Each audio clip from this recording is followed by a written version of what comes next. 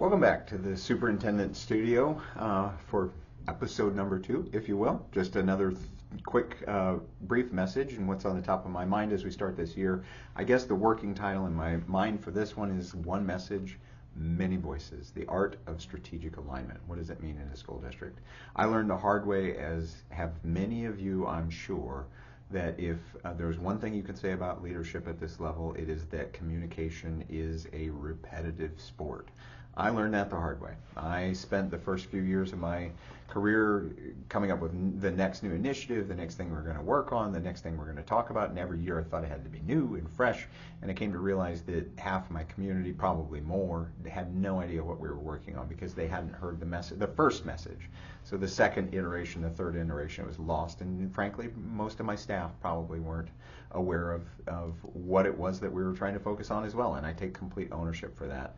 I think the quote by George Bernard Shaw works best in this particular scenario. He said that the biggest problem in communication is often considered to be the illusion that it has taken place. Keep that in mind and you will always be fine. My core message today, I think the one that I hope that you take away, is that a message only becomes strategic when it becomes repeatable. And the strategy only works when people know how to act on it. And so you've just got to have the message that's repeatable. Here's some practical tips I want to share with you about that. Number one, choose the right strategic message. It has to be the right message for the year, it has to be the right message for your community, and it has to be the right message for your staff. And then define it clearly. Just because you think it's the right message may be great for you, but it may not be for your community or for your district. So be really thoughtful about that strategic message and start to think, like, how does it connect to the people who work here? And so this could be centered around a theme. Like for us this year, we're using RISE as our theme. We had some amazing student achievement success, and so we're a district on the rise. But it doesn't have to be a theme. It could be a priority. It could be part of your strategic plan.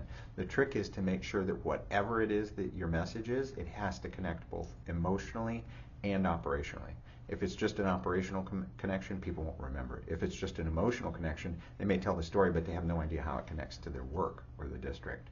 The next suggestion or tip that I'd give you is anchor every single message as a touch point to what it is you're trying to communicate, right? So your convocation speech, your cabinet agenda headers, your board updates, even hallway conversations.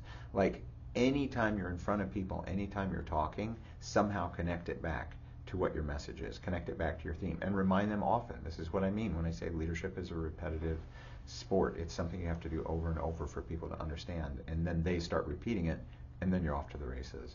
Number 3, maybe create a translator's guide for principals and leaders. Give them a cheat sheet. One of the things that we're exploring with our board is to give them talking points for any of our major initiatives so they have it in hand. We're actually developing PowerPoints for them this year, so they find themselves in a community event, they have a PowerPoint so that they can talk about our initiatives this year, and they have the talking points to go along with it. The other thing that I do with my principals and administrative team, when I introduced our theme for this year, got all kinds of feedback from them, lots of excitement from them. The very next meeting where we have our administrators together, I had prepped a few of them to stand up in front of the group, and they delivered the exact same message, but in their own words. How are they going to communicate it to their staff? How are they going to communicate it to their parents or their students?